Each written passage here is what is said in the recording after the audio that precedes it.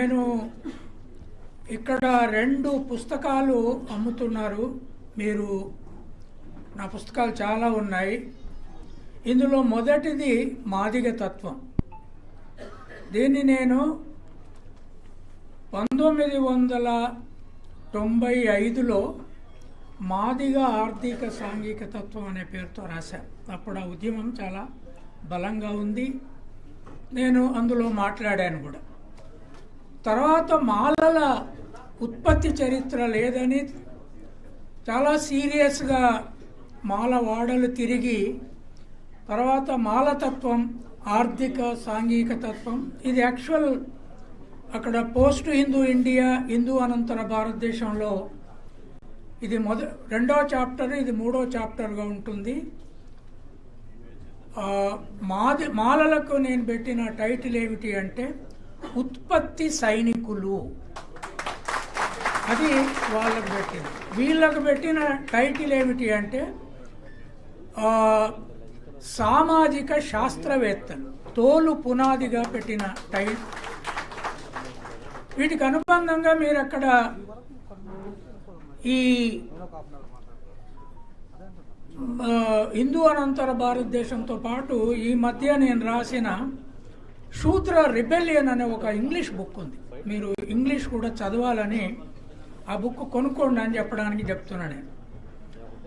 ఇప్పుడు ఈ జడ్జిమెంట్ పట్ల నేను తీసుకున్న స్టాండ్, నేను ఇచ్చే ఉపన్యాసాలు లేదా వీడియోలలో నేను మాట్లాడేది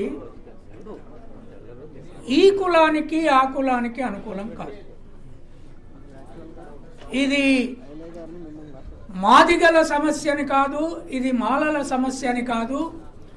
ప్రధానంగా ఈ జడ్జిమెంట్ మొత్తము అంబేద్కరు 1949లో అంగీకరించబడి అడాప్ట్ చేసుకోబడ్డ రాజ్యాంగములోని ఆర్టికల్ 341, దాంట్లో మొట్టమొదటిసారి దేశంలో 3 పదాల పునాదిగా రిజర్వేషన్ ఇచ్చే ఆర్టికల్ రాశాడు. దాంట్లో ఆయన వాడిన పదాలు ఏమిటి అంటే ఆర్టికల్ 341 చాలా జాగ్రత్తగా ఈవెన్ తెలుగు దాంట్లో కూడా చదవాలి. దాంట్లో కాస్ట్, ట్రైబ్స్ అండ్ రేసెస్ అంటే ఈ కాస్ట్ అనేది భారతదేశంలో ఉన్న మొత్తము అంటరాని కులాలకు కాస్ట్ అనే పదం వాడాడు. Untouchability is the basis. అక్కడ అన్టచబుల్స్కి, టచబుల్స్కి అంటే శూద్రులతో పాటు నేను పుట్టిన కులంతో పాటు అన్నిటికీ మధ్య ఒక గీత గీశాడు. అది చాలా కీలకమైన గీత.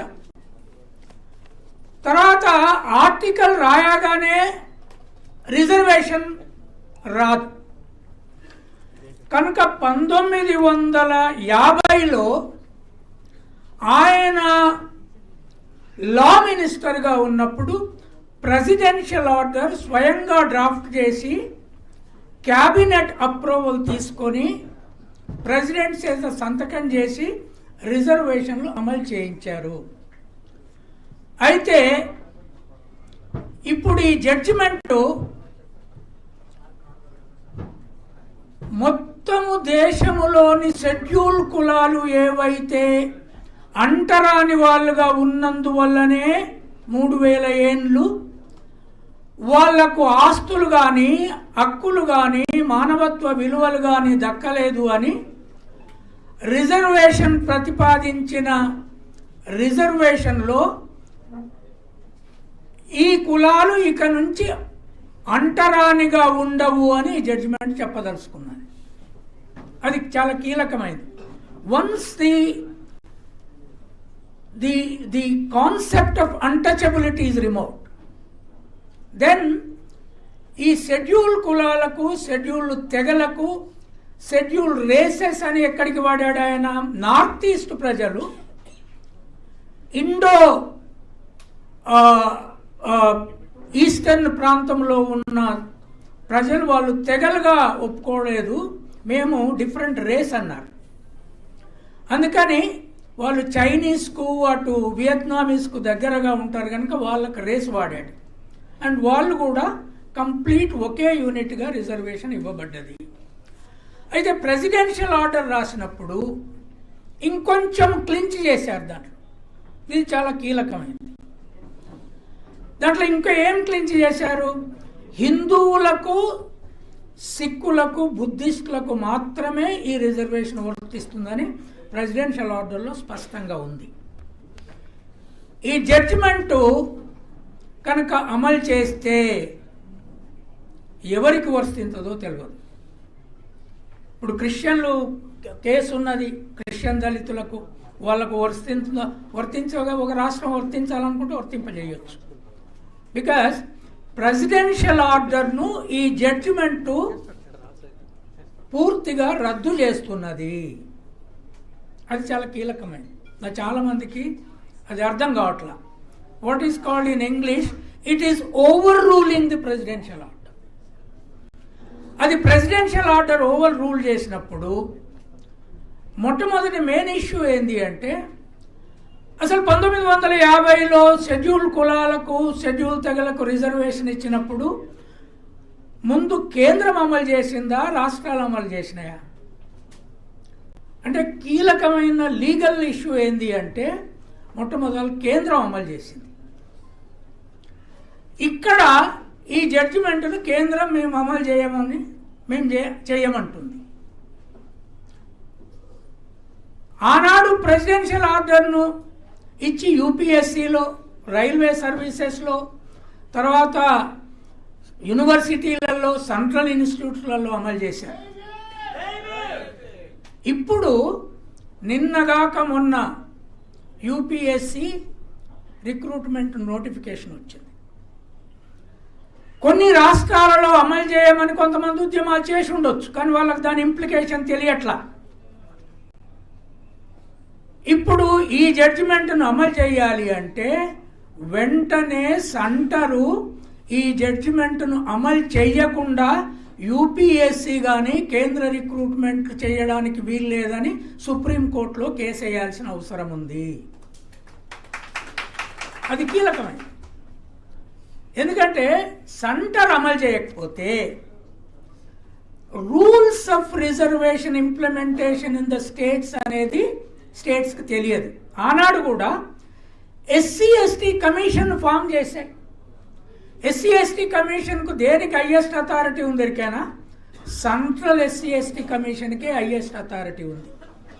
ఒక పాపులేషన్ సెన్సెస్ తీయాలన్నా లేదా రిజర్వేషన్లలో మార్చాలన్నా షెడ్యూల్ కాస్ట్, షెడ్యూల్ ట్రైబ్ దాంట్లో లోకల్ ఎస్సీ ఎస్టీ కమిషన్లకు అధికారాలు లేవు. కాస్ట్లను చేర్చడానికి లేవు, కాస్ట్లను తీసేయడానికి లేదు. ఓన్లీ ఈవెన్ లెక్కలు తీయాలన్నా, నేను నిన్ననే నా సీనియర్ లాయరు సత్యప్రసాద్ గారితో మాట్లాడితే ఇక్కడ ఒక కేసు వేసామని చెప్పారు.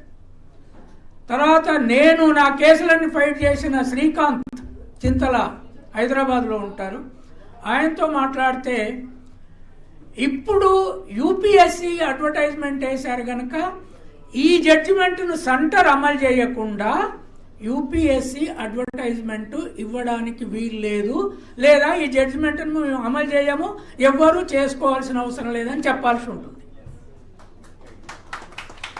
That is the key. Srikanth Chintala is an expert in constitution, social system and legal system. He fought my cases. He's a very young dynamic lawyer. కనుక ఇప్పుడు ప్రాబ్లం ఏంది మీ ముందు ఉన్నది? చాలామంది అనుకుంటున్నారు ఇక్కడ ఈ విభజన ఇప్పుడు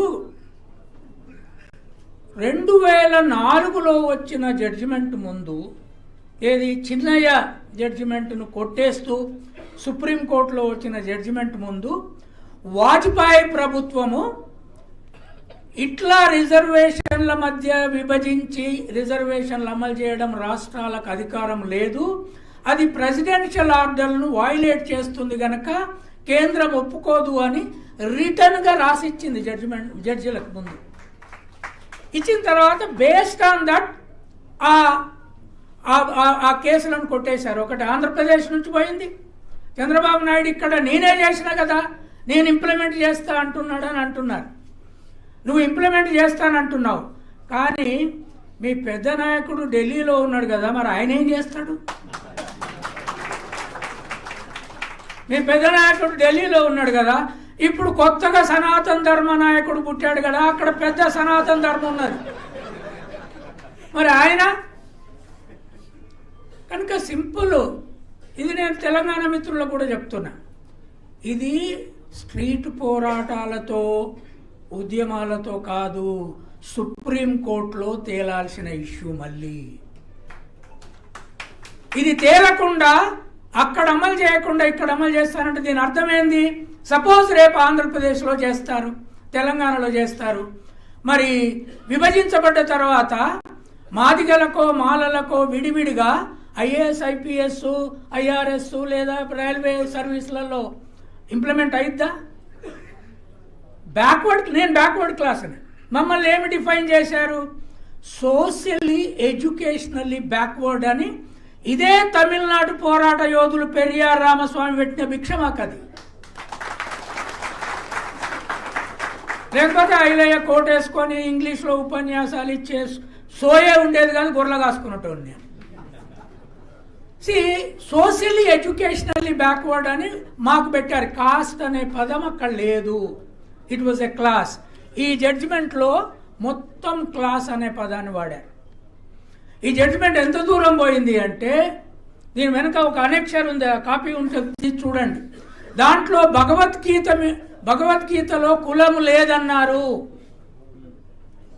భగవద్గీతలో కేవలం వర్ణాలే ఉన్నాయన్నారు అని ఏదో ఒక జడ్జి నిర్వచనం ఇచ్చాడని ఏం చెప్తున్నారు? వర్ణాలే ఉన్నాయని. బ్రాహ్మలు అంటే చదువు వచ్చిన వాళ్ళంతా బ్రాహ్మలు అంటే మీరంతా బ్రాహ్మలే ఇప్పుడు. అయితే మీరు ఒక్క పని అడగండి, మేమంతా బ్రాహ్మణం అయినాం బై, జర్ల తిరుపతి వెంకన్న గుడిలో ఒక పూజారి పదవి మాకు కావాలి, గంతే. ఏమొద్దు, అక్కడ ఏ కల్తీ రాకుండా చూస్తాం, ఏ లడ్డు కల్తీ కాకుండా చూస్తాం మేము. ఒక్క పదవి అండి. రెండవది, క్షత్రియులు అంటే ఏంది అంటే భగవద్గీతలో చెప్పినట, పోలీసులు అడ్మినిస్ట్రేటర్లు క్షత్రియులట. అంటే సునీల్ కుమార్ పెద్ద క్షత్రియరా? ఇది కొత్త డిఫినేషన్, జ్యుడిషియల్ డిఫినేషన్. మరి వైశ్యులు అంటే ఎవరట? వ్యవసాయం చేసేటోళ్ళు, వ్యాపారం చేసేటోళ్ళు, లేదా పశువుల కాసేటోళ్ళు అంతా వైశ్యులట. అంటే నేను చంద్రబాబు నాయుడు వైశ్యులం అయిపోయాను, నా పుస్తకాలన్నీ దండగా. మరి శూద్రులు అంటే ఎవరట? కూలి పని చేసేటోళ్ళంతా శూద్రులట. అంటే ఈ నిర్వచనము రేపు దేశానికి అనువదిస్తే అంబేద్కర్ కొనుక్కున్న కుల నిర్మూలన జరుగుతుందా? ఇది జ్యుడిషియల్ ఇష్యూ ఇది. తర్వాత జస్టిస్ గవాయ్ గారు దీంట్లో రాసిన దాని ప్రకారము ఆయన ఆర్గ్యుమెంటును 4 జడ్జిలు ఒప్పుకున్నారు. సపోజ్ రేపు మీ ఆంధ్రప్రదేశే ఈ మాదిగా ఈ వీళ్ళంతా రెల్లి గిల్లి ఆది ఆంధ్రులు ఆది ద్రవిడులు చాలా పోజులు కొడుతున్నారు, చదువు వచ్చిన వాళ్ళు, ఉద్యోగాలు వచ్చిన వాళ్ళు. ఈ రిజర్వేషన్ డివిజన్తో పాటు క్రీమీ లేయర్ కూడా అమలు చేస్తా అంటాడు, చేసేస్తాడు. ఏం చేస్తారు? Because 4 judges accepted it. 4 జడ్జిలు ఒప్పుకున్నారు. అక్కడ మెజారిటీ అయింది. అవుట్ ఆఫ్ 7 4 జడ్జిల అభిప్రాయం మెజారిటీ కాలే. క్రీమీ లేయర్ ఒక్క రాష్ట్రం అమలు చేస్తుంది అనుకో, మరి ఏమవుతుంది అప్పుడు? నిజంగానే మన మిత్రుడు చెప్పాడు, ఇప్పుడు తిరుమావలన్ ఎంత సాలిడ్గా ఉంటాడు తెలుసా? కొట్లాడతాడు బాగానే, కానీ కొట్లాడితే మారుతుందా? అది ఒకసారి అమలు చేసింది, అది ఎక్కడ మారుతుంది? మళ్ళా కోర్టులోనే దాన్ని ఆపేయవచ్చు, అంతే కదా. కనుక ఈ జడ్జిమెంట్లో ప్రాబ్లం ఏంది అంటే, చీఫ్ జస్టిస్ ఏం చెప్తున్నాడు? 2 పద్ధతులు ఉన్నాయి ఈ జడ్జిమెంట్ను అమలు చేయడానికి. దేనికంటున్నాడు? స్టేట్. వీళ్ళేమి నిర్వచిస్తున్నారు అంటే నేను ఈ మధ్యనే ఒక చోట చెప్పిన, మనకి కులము ఏకకుల వృత్తి చేయబట్టి 3000 ఏండ్ల నుంచి మన పిల్లలు పుట్టిన పిల్లలకు మెదడు చిప్ లాక్ అయిపోయింది. మెదడు చిప్ లాక్ అయిపోయి ఏమీ అర్థమవుతలేదు. అసలు క్రియేటివిటీ అనేదే లేకుండా పోయింది. చైనా మీద ఏడుస్తే ఏమి లాభం, అమెరికా మీద ఏడుస్తే ఏమి లాభం? ఈ కులం తయారు చేసి ఒకే వృత్తిలో ఉంచి ఇప్పుడు చెప్పులు చేసినోడు 3000 తరాలు చెప్పుల గురించే చెప్పినాక కొత్త తెలివి ఆంచి వస్తుంది. నాకు మా అయ్య గొర్రెల గురించే చెప్పిండు. గొర్రెనెట్ట ఈయన పెట్టాలి, గొర్రెనెట్ట మేపాలి, గదే అయ్యా అయ్యా అయ్యా అయ్యా అయ్యా చెప్పుకుంటూ వచ్చిండ్రు. అవ్వ అవ్వ అవ్వ చెప్పుకుంటూ వచ్చింది. ఆఖరికి అంబేద్కర్కి వచ్చింది కనుక మెదడు చిప్పు కొద్దిగా తేలిపోయింది. మెదడు చిప్పు కొద్దిగా తేలిపోయింది. లేకపోతే ఫినిష్ అంబేద్కర్ రాకపోతే నా మెదడు చిప్ లాక్ ఓపెన్ అయ్యేది కాదు. ఫోన్లో మెదడు చిప్లు లాక్ అయిపోతే ఏముంటుంది? ఇది అట్లా లాక్ అయిపోయింది. ప్రాబ్లం ఈ జడ్జిమెంట్లో ఏముందంటే, దీన్ని కనుక అమలు చేయడం మొదలు పెడితే క్రమంగా ఆర్ఎస్ఎస్ సిద్ధాంతం ఏదైతుందో, మొదలు సావర్కర్ రాసింది, ఆ తర్వాత గోల్వాల్కర్ రాసింది, ఇప్పుడు రిపీటెడ్గా మోహన్ భగవత్ చెప్తున్నది. ఫస్ట్ వాళ్ళు ప్రపంచానికి చెప్పదలుచుకున్నది ఏంటి అంటే, ఈ దేశంలో అన్టచబిలిటీ లేదు, మేము తీసేసినాము. ఈ దేశంలో అన్టచబిలిటీ లేదు, మేము తీసేసినాము. ఇక్కడ తెలంగాణలో పార్టీ ఉంది, ఇక్కడ పార్టీ ఉంది. సూర్యాపేటలో ఏ పిల్లగాన్ని చంపేసినారు? సూర్యాపేటలో ఏ కులం అమ్మాయి, ఏ కులం పిల్లగాన్ని ఎవరు చంపేశారు? ఆ పిల్లగాని వాళ్ళు మా బీసీలు, రైట్? పిల్లోళ్ళు పిల్లగాని వాళ్ళు మాలోళ్ళే. ఇప్పుడు పరిస్థితి ఎంత వచ్చిందంటే, మాలోళ్ళను ఇంటర్ కాస్ట్ మ్యారేజ్ అయినా చంపేస్తే మేము మాదిగల పోం ఆడికి. ఇప్పటి వరకు పోతలేడు ఆడికి, మాలడే పోయి వస్తున్నాడు. అయితే రేపు మాదిగల్ని చంపితే మళ్ళీ మాలలు పోరు, రైట్? ఈ రెండు కులాల మధ్య కొట్లాట పెడితే, నేను ఇంతకుముందు కూడా చెప్పాను, ఈ రిజర్వేషన్ విభజనతో కేంద్రం మొత్తం దేశానికి తను ఇంప్లిమెంట్ చేస్తూ దేశానికి అన్ని రాష్ట్రాలకు కావలసిన గైడ్ లైన్స్ ప్రిపేర్ చేసి ఎట్లా ఇంప్లిమెంట్ చేయాలో తెలియకపోతే అన్ని రాష్ట్రాలు మణిపూర్ లాగా కొట్టుక సస్తాయి. అక్కడ జరిగింది అదే. మైతేయి తెగకును ఇంకో తెగకు రిజర్వేషన్ల అమల్లోనే వాళ్ళకొకరికి ఉద్యోగాలు వస్తున్నాయి, ఇంకొకరికి వస్తలేవు. నార్త్ ఈస్ట్ మండిపోద్ది, తెగలు ఉన్నాయి ఆడ. ట్రైబల్ ఏరియాలు ఉన్న ఛత్తీస్గఢ్ ఉంది. ఈ రిజర్వేషన్ ఒక్క మాలామాదిగల కోసం రాశాను ఈ జడ్జిమెంట్. ఇలా మాలామాదిగ పేరుందా? It is a judgement about scheduled cost, scheduled tribes for the nation. అయితే స్టేట్ అంటే రాష్ట్రం కాదు, జడ్జిమెంట్లో వాడింది. స్టేట్ అంటే యూనియన్ గవర్నమెంట్ ఆఫ్ ఇండియా. అది ముందు అమలు చేస్తే దెన్ మిగతా రాష్ట్రాలకు క్లారిటీ వస్తుంది. A state can never be defined. నేను పొలిటికల్ సైన్స్ చదివి ముసలోనైనాక కూడా వీళ్ళు ఏం చెప్తున్నారు? రాష్ట్రాలకు అధికారం ఇచ్చిండ్రు సుప్రీంకోర్టు. అరే ఏమన్నా అంటే పూర్తిగా మెదడు చిప్పు అంత లాక్ అయిపోయిందా? మొత్తం లాక్ అయిపోయినట్టుంది. స్టేట్ అంటే ప్రావిన్సెస్ ఎట్లయితాయి? ఒకవైపు బీజేపీ ఏమో ఈ రాష్ట్రాలే ఉండొద్దు, మేము ఏకకేంద్రంగా పరిపాలిస్తామని మొన్ననే వాళ్ళు ఒక రాజ్యాంగం రాసుకున్నారట కుంభమేళ దగ్గర. కుంభమేళ దగ్గర రాజ్యాంగం రాసుకున్నారట. ఏమని? ఏకకేంద్ర రాజ్యంగా దీన్ని పరిపాలిస్తాము, రాష్ట్రాలు ఉండొద్దు. ఇప్పుడేమో అక్కడ నువ్వు అమలు చేస్తే నీకు సమస్య వస్తుంది కనుక, తెలంగాణలో కాంగ్రెస్ ఉన్నది కనుక అక్కడ గొడవ పెట్టి ముందు కూలగొట్టు. ఇది కూలగొట్టుడు సిద్ధాంతం అన్నమాట. ఇది అమలు చేసే సిద్ధాంతం కాదు. కనుక basically state is Delhi government.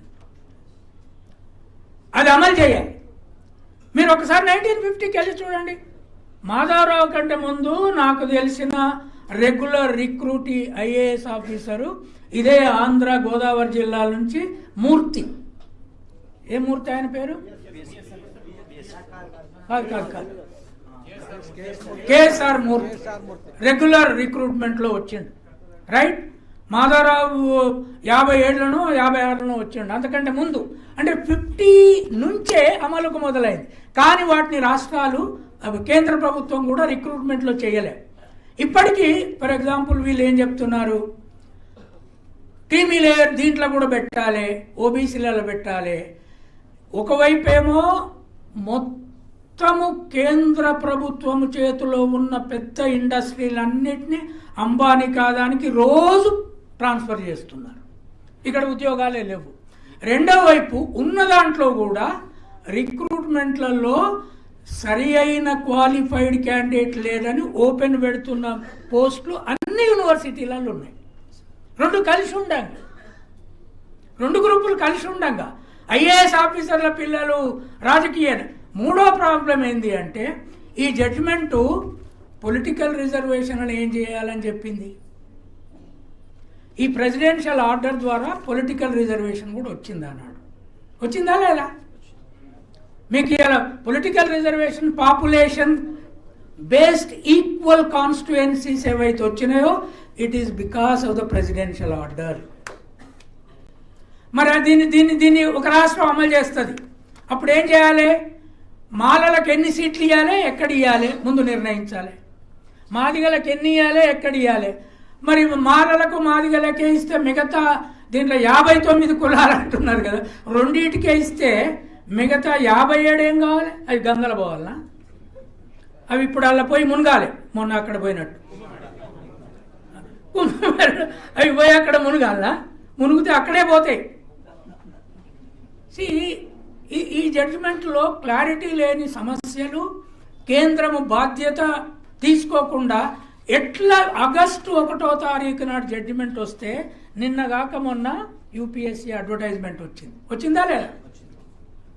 దురదృష్టవశాత్తు ఏంటంటే జై అంబేద్కర్ జై భీమ్ అంటున్నాం, ఏమీ చదవం. ఇది పెద్ద చదువు. ఏదైనా చదవాలంటే నిద్ర రాకపోతే నిద్ర మత్తు వేసుకున్నట్టు ఏదైనా ఓపెన్ చేయాలి. మీరు ఏ చూడకపోతే ఎట్లా ఫైట్ చేస్తారు? అంబేద్కర్ గిట్నే ఉంటే ఎట్లా ఏది పోరాటం? యూపీఎస్సీ నోటిఫికేషన్ వచ్చింది. యూపీఎస్సీ నోటిఫికేషన్ జడ్జిమెంట్ను అమలు చేయకుండా కేంద్రం ఎట్లిచ్చింది? ఇది ఇష్యూనా కాదా? ఎట్లిచ్చింది? దీన్ని ఛాలెంజ్ చేయాలి కదా. అంటే ఇప్పుడు అన్ని రాష్ట్రాల్లో ఏమో ఇప్పుడు ఆంధ్రప్రదేశ్లో రిజర్వేషన్ విభజించకుండా మేము నోటిఫికేషన్ ఇవ్వమని ముఖ్యమంత్రి చెప్పాడు. డిఎస్ఓ ఏదో ఎస్సీ ఒకటి. అంటే అది 2 విధాలు కావచ్చు. ఇప్పుడు ఇస్తే ఉన్న పైసలు వాళ్ళకే పోతాయి, కొద్దిగా ఆగుదామని కావచ్చు. లేదా దీనికి నిజంగానే నేను ఇస్తానని నమ్మించడానికి కావచ్చు. ఇక్కడేమో నువ్వు అడ్వర్టైజ్మెంట్ ఆపుతావు. అడ్వర్టైజ్మెంట్ వీళ్ళిద్దరి కోసం ఆపితే బీసీలు ఏం కావాలి, జనరల్ ఉద్యోగస్తులు ఏం కావాలి, దేశమంతా ఏం కావాలి? అంటే నువ్వు ఒక జడ్జిమెంట్ ఇప్పిస్తావు. ఈ జడ్జిమెంట్ని ఇప్పించడానికి కారకులు నరేంద్ర మోడీ, కేంద్ర ప్రభుత్వము. ఏంది? దానికి ముందు 2023 ఎన్నికలకు ముందు ఏ ప్రధానమంత్రి దేశంలో చేయనట్టు నెహ్రూ నుంచి నేను చూసిన 62 ఎన్నికల నుంచి నాకు కాన్షియస్నెస్ ఉన్నది. అప్పటికి నా చిప్పు లాక్ అయి ఉండొచ్చు, కానీ కొద్దిగా బడికి పోతా అంటే తెరుస్తుంది అది. అప్పటి నుంచి ఒక్క కులము బహిరంగ సభను ఏ ప్రధానమంత్రి అడ్రస్ చేయంగా చూడలే. నరేంద్ర మోడీ వచ్చి హైదరాబాద్ బిగ్గెస్ట్ స్థలంలో పరేడ్ గ్రౌండ్స్లో పెద్ద మీటింగ్ అడ్రస్ చేసి మీ లీగల్ సమస్య నేను పరిష్కరిస్తానని పోయి ఏం చేసిండ్రు? కేంద్ర ప్రభుత్వం 7 జడ్జిల ముందు ఇది విభజించదగ్గదే అని మీరు జడ్జిమెంట్ ఇవ్వచ్చు అని రాసిచ్చారు. అది రాసిచ్చినాక దానికి అనుకూలంగా జడ్జిమెంట్ వచ్చిన తర్వాత ఎవరు అమలు చేయాలి? ఆయన చేయాలి కదా ముందు. నువ్వు రాసిచ్చిన ప్రధానమంత్రివి, నీ అడ్వకేట్ జనరల్ పోయి ఆర్గ్యూ చేసిండ్రు. నోటెడ్గా మీరు నోట్ ఇచ్చారు సుప్రీంకోర్టుకు దట్ షెడ్యూల్ కాస్ట్ మొత్తము ట్రైబ్స్ కాస్ట్లలో వ్యత్యాసాలు ఉన్నాయి, అంతకుముందు చిన్నయ్య జడ్జిమెంట్ కానీ మిగతా పంజాబ్ నుంచి వచ్చిన ఇవి కానీ అది విభజించడానికి వీలు లేదనేది కరెక్ట్ కాదు. ఇట్ కెన్ బి డివైడెడ్ అని కేంద్ర ప్రభుత్వం రాసిచ్చిందని ఫస్ట్ ఎవరు అమలు చేయాలి? ఫస్ట్ రేవంత్ రెడ్డి అమలు చేయాలనా, లేదా ఫస్ట్ సిద్ధరామయ్య అమలు చేయాలనా? ఇప్పుడు ఏమైంది దొరికేనా, మీ దగ్గర అమలు చేయకున్నా ఇక్కడ వీళ్ళు ఏమన్నారు, వీళ్ళు అడగనియరు వీళ్ళని. కానీ ఎక్కడైతే కాంగ్రెస్ ఉన్నదో, ఎక్కడైతే ప్రతిపక్ష పార్టీలు ఉన్నాయో స్టాలిన్ ఎందుకు అమలు చేయట్లేదని ఇప్పుడు అడుగుతున్నారు వాళ్ళు. స్టాలిన్ ఎందుకు చేయట్లేదు? అక్కడ పల్లర్లు ఉన్నారు, తర్వాత మాదిగలకు ఈక్వలెంట్ కులం ఉంది, అడుగుతున్నారు. అవును నిజమే. మరి మీరు పరిపాలించే దగ్గర యూపీలో చమార్లు లార్జెస్ట్ కాస్ట్, తర్వాత జాతావులు తక్కువ ఉన్నోళ్ళు, కానీ జాతావులు పై కులం, మాయావతి కాస్ట్ అది. ఇప్పుడు మహారాష్ట్రలో మహర్లు అంబేద్కర్ కాస్టు మెజారిటీ, మాతమ్ములు తక్కువ ఉన్నారు. మరి అక్కడ చేయరు మీరు అక్కడ చేయాలి కదా. పంజాబ్లో ఇదే గొడవ వచ్చింది. పంజాబ్లో చమార్లు తక్కువ నంబర్లు ఉన్నారు, వాల్మీకులు హైయెస్ట్ నంబర్ ఉన్నారు. అక్కడ కూడా రెండుగా విభజించారు ఆనాడు. ఆ జడ్జిమెంట్ హైకోర్టుకు పోయిన తర్వాత హైకోర్టు దాన్ని ఆపేసింది. దెన్ దట్ సుప్రీంకోర్టుకు పోయింది. నేను అనేది ఏంటి అంటే, అసలు మొత్తము రిజర్వేషన్ను మన ఊళ్ళ భాషలో చెప్పాలంటే రిజర్వేషన్లకు ఎసరు పెట్టుడు అంటారు. మొత్తం రిజర్వేషన్లకే ఎసరు పెట్టే జడ్జిమెంట్. రిజర్వేషన్లను అన్టచబుల్ ప్రాతిపదిక పైన కాకుండా ముందు ఎస్సీ ఎస్టీలను వర్గ ప్రాతిపదికలోకి నెట్టుడు. ఆ తర్వాత క్రమంగా అసలు వర్గాలు లేవు, అందరూ చదువు వచ్చేసింది, ఇక ఈ దేశంలో రిజర్వేషన్లు అవసరం లేదు. తర్వాత వీళ్ళు అమెరికా పోయి, ఆస్ట్రేలియా పోయి, కెనడా పోయి, అక్కడ కూడా ఆర్ఎస్ఎస్ వాళ్ళు ఏం చెప్తారంటే మా దేశంలో కులమే లేదు, కానీ తిరుపతి గుడి మా చేతిలోనే ఉంటుంది, రామ్ మందిర్ మా చేతిలోనే ఉంటుంది.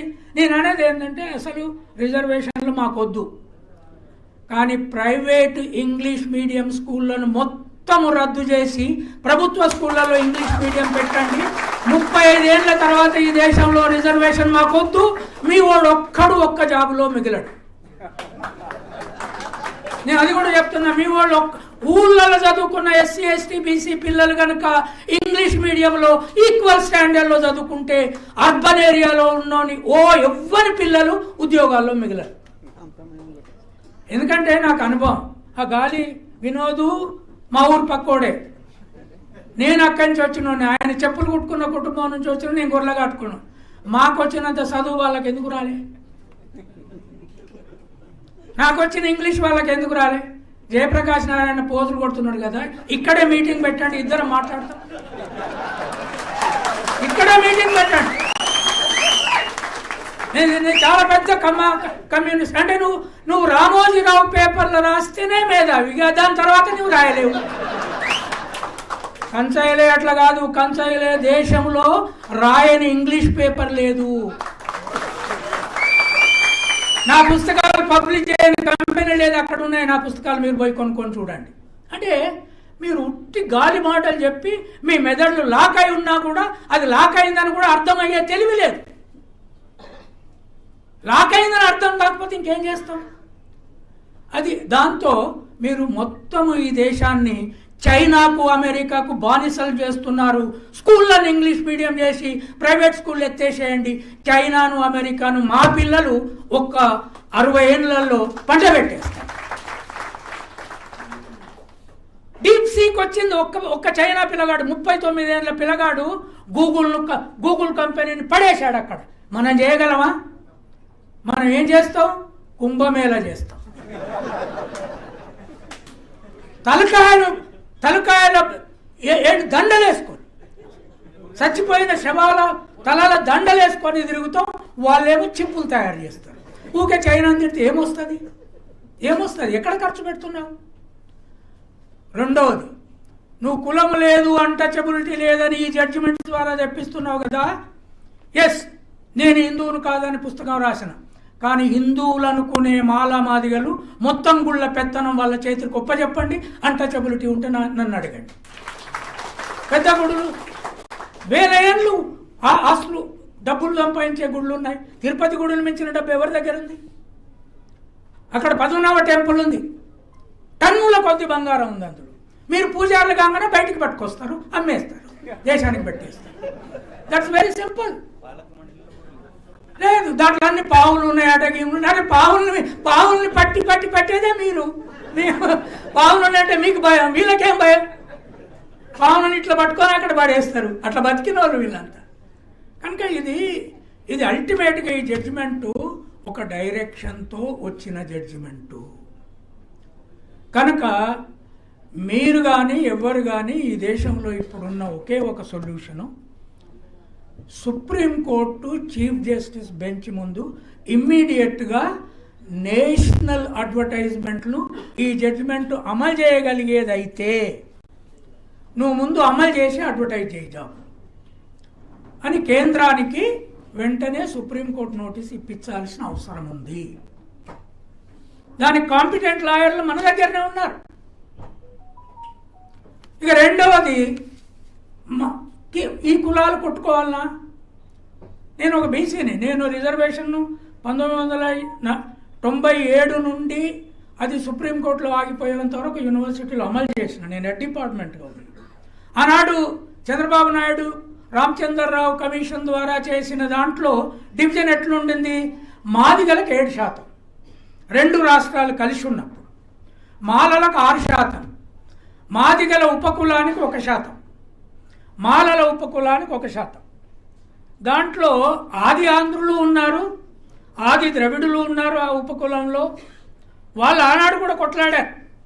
తర్వాత రెల్లీలు, డెక్కలి, చాలా కులాలు ఉన్నాయి. నిజంగానే అంతకుముందుకు అది వచ్చిన తర్వాత అడ్మిషన్స్లో తేడా వచ్చింది. మేము కూడా చూసాం కదా, తేడా వచ్చింది అంతకుముందు. అయితే ఆనాడు మాదిగల చదువు చాలా తక్కువ ఉండింది, ఇప్పుడు కొంత పెరిగి ఉండాలి. కానీ అనేది ఏంటి అంటే, ఆనాడు ప్రభుత్వము జీవో ఇచ్చిన జీవోకు దాన్ని అమలు చేయడానికి, సుప్రీంకోర్టు జడ్జిమెంట్ను అమలు చేయడానికి చాలా పెద్ద తేడా ఉంది. అది చాలా లోకలైజ్డ్ ఇష్యూ, అందుకే కోర్టులు ఒప్పుకోలేదు. ఇట్ కెనాట్ బి యాక్సెప్టెడ్ అని చెప్పినాయి. ఇప్పుడు సుప్రీంకోర్టు 7 జడ్జిమెంట్ వచ్చింది. దీన్ని మొదలు కేంద్ర ప్రభుత్వం అగ్రిమెంట్తో వచ్చినప్పుడు ఫస్ట్ కేంద్ర ప్రభుత్వం దీన్ని అమలు చేసి కావలసిన గైడ్ లైన్లన్నీ రాష్ట్రానికి ఇస్తే, ఒకేసారి దేశమంతటా ఎట్లా డివైడ్ చేయాలని చెప్పి అమలు చేస్తే ఎవ్వరూ మాట్లాడరు. అది ఎలక్షన్ ఇష్యూ కాదు. ఇప్పుడు దీన్ని ఎలక్షన్ ఇష్యూ చేస్తున్నారు. ఎక్కడ ఏ కులం ఎక్కువ ఉన్నది, ఎక్కడ ఏ కులం ఎక్కువ ఉంటే చేయకపోతే ఎటు ఓట్లు వస్తాయి, చేస్తే ఎటు ఓట్లు వస్తాయి, ఇది సమస్య. ఇప్పుడు తెలంగాణలో కూడా అదే సమస్య. అందుకని ఈ 2 కులాలకు కానీ, దళితులకు కానీ, బీసీలకు కానీ రిజర్వేషన్లో ఉన్న మనమందరం కూడా ఏక ఇష్యూ మీద పోరాడాల్సిన అవసరం ఉంది. అది అదృష్టవశాత్తు మరి ఏదో ఒకందుకు మీ రాష్ట్రంలోనే ఒక విప్లవాత్మక నిర్ణయము జగన్మోహన్ రెడ్డి గవర్నమెంట్ చేసిపోయింది. అది English medium in government schools. దానికి తోడు అమ్మఒడి, దానికి తోడు కాలేజ్ ఫీజు రీఇంబర్స్మెంట్. మిగతా ఏం జరిగినాయి వేరే విషయం, కానీ ఇవి ఈ దేశాన్ని సమూలంగా మార్చేటి. ప్రైవేట్ సెక్టారు ఇవాళ నిన్న కూడా చెప్తున్నాడు, ఇక్కడ జస్టిస్ రమణ మాట్లాడుతూ ఇక్కడ తెలుగు మహాసభలు పెట్టారు. జస్టిస్ రమణ, తర్వాత బుద్ధప్రసాద్, వీళ్ళందరూ మనము తెలుగును కాపాడవలెను. అవును, కాపాడవలెను. కానీ ఎవరు కాపాడవలెను? మాలలు, మాదిగలు, సాకలి, మంగలి, కమ్మలి, ఆదివాసి కాపాడబడను. మన పిల్లలు ఇంగ్లీష్ మీడియములో అంబానీ కాలేజీలో చదవవలెను. అరే నువ్వు అట్లా మాట్లాడుతున్నావు, ముఖ్యమంత్రికి రికమెండ్ చేస్తున్నావు. ఆయన మనవని పేరు ఏంటది? దేవాంశకి ఇంగ్లీష్ ఎందుకే? ఆ పిల్లగాన్ని ఏ స్కూల్లో పెట్టి చదివిస్తున్నారు? జస్టిస్ రమణని అడగండి, ఒకసారి చూసి రమ్మనండి. బుద్ధప్రసాద్ని అడగండి.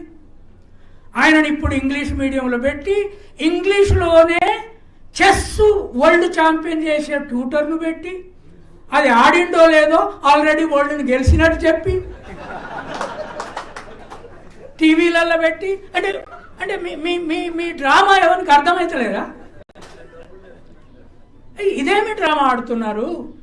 మీ పిల్లలందరికేమో ఇంగ్లీష్ మీడియం, మీ ముఖ్యమంత్రి మన్మనికి ఇంగ్లీష్ మీడియం, ఉప ముఖ్యమంత్రి పిల్లలకి ఇంగ్లీష్ మీడియం. ఆయనకు ఒక నాటకం తప్ప ఇంకేం అర్థం వచ్చినట్టు నాకు అర్థం. ఆయన పిల్లలు ఇంగ్లీష్ మీడియం చదివించుకుంటాడు. ఇంగ్లీష్ ఏమున్నదండి, యూట్యూబ్ మీద నేర్చుకోవచ్చు అంటుంది. మరి నీ పిల్లలు ఎక్కడ పెట్టినావు? యూట్యూబ్ స్కూల్లో పెట్టరాదు? వెంకయ్య నాయుడు ఆయన పెద్ద మాయవాది. ఈ రాష్ట్రంలో, మీ రాష్ట్రంలో పుట్టిన పెద్ద మాయ ఏదైనా ఉన్నాయంటే వెంకయ్య నాయుడు. ఆయన ఎప్పుడూ తెలుగు ప్రేమ. అరే తెలుగు ప్రేమ అయితే నేను కూడా తెలుగులో 11వ తరగతి వరకు చదువుకున్నా. ఇంగ్లీషు రాకనే పియూసీలో డాక్టర్ని కాలే అదృష్టవశాత్తు, లేకపోతే ఎంతమందిని చంపుతున్నాం. తర్వాత బిఏలో కూడా ఇంగ్లీష్ సరిగా రాకపోతే పట్టుబట్టి కమ్యూనిస్ట్ మేనిఫెస్టో 100 సార్లు చదివి కమ్యూనిజము ఇంగ్లీషు 2 దాంతో నేర్చుకున్నాను.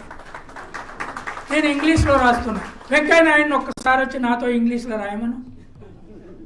నువ్వు లా చదివినావు కదా, నాతో ఒక్కసారి వచ్చి ఇద్దరం కూర్చొని రాద్దాం ఒక ఎస్సే. మీ తెలుగును బతికించవలను, శ్రీకృష్ణదేవరాయ నుండి ఇప్పటి వరకు తెలుగునే ప్రపంచమంతా ఏలుచున్నది. ఎక్కడ ఏలుచున్నదో రాద్దాం రా, ఇంగ్లీష్లో రాద్దాం ముందు. See this is all rubbish. ఈ రబీష్ వీళ్ళు ఏం చేస్తున్నారు? మనకేమో మనం ఇంకా కూలి చేయాలి, మనం ఇంకా ఊళ్ళల్లో పంటలు పండించాలి, మనము చెప్పులు చేయాలి, మనం కుండలు చేయాలి. అరే డప్పు మీద నేను తెలంగాణ నినాదం ఏమిచ్చిండ్రు వాళ్ళు?